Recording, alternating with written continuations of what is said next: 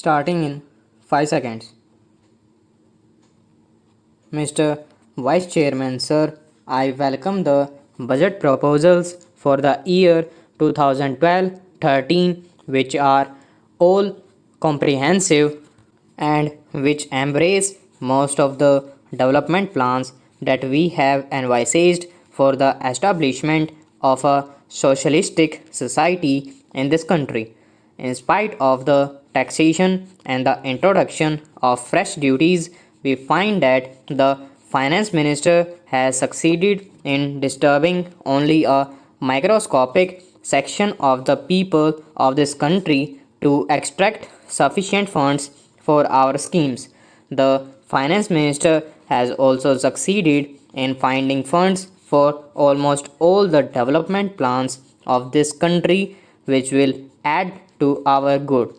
While we discuss the journal aspects of the budget, we will have to consider the activities of most of the sections that are now covered in the budget. Even though the provisions are there, I think, sir, the expenditure on some of the activities envisaged in this budget should be subjected to a thorough scrutiny. In this respect, sir, I wish to bring to the notice of this House the special feature of the educational system of this country. Some of the members have mentioned something about the educational system of this country, have remarked that the allocation of funds is not adequate and that the provision should be revised according to the needs of this country. As the honorable member was speaking in Hindi, I did not thoroughly understand what he meant, but still, sir, the educational system has created a sort of confusion in our country over the last 15 years, and every now and then we had been changing the schemes and plans for educating our children, and various states have adopted different schemes which have actually created a feeling of disintegration among the people of this country. In some of the states, they have switched on to the regional language as the medium of instruction, and in some states, they think that English should be retained as a medium of instruction. But the people believe that the medium of instruction should be Hindi, that is the national language of our country. But, sir, the time is not yet ripe for us to switch on to Hindi.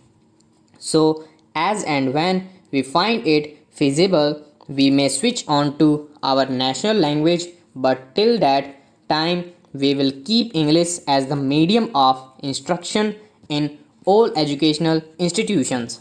Sir, the other day, the University Grants Commission submitted a report wherein they have mentioned that English should be the medium of instruction, at least in the colleges. Sir, it is my opinion that English should be retained in this country for years to come till we find that we could translate all the essential books on science and technology, etc., into Hindi, which should be able to help us in educating our boys, especially in the technical institutions, through Hindi as the medium. Here, sir, some of the members have pointed out with regard to the introduction of different type of education in the same state or in various parts of this country. We find that a majority of the children of our country are educated in the basic system, which brings out, as far as I know, second class citizens in this country who are to be governed by the boys who are sent to the public schools. Most of the children of the haves are sent to the public schools and they are imparted expert training, and when they come out they are definitely superior to those boys who undergo this basic system of education. If this basic education is considered to be the best for the development of our country in the socialistic way, we will have somehow or other to find some better means of imparting education whereby they will be able to compete with the students who are now undergoing training in the public schools. Unless we do it, we will be creating, as I previously mentioned, a second class of citizens in this country.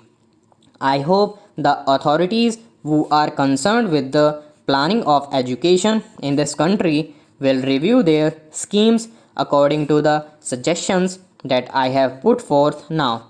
In the same way, sir, our country is mainly depending on our agriculture and industries for the development of our economy. But the agriculturists are an ignorant section of our people who do not find, in spite of the development in that sector of our economy of high production, a better income as the industrial section is having in this country.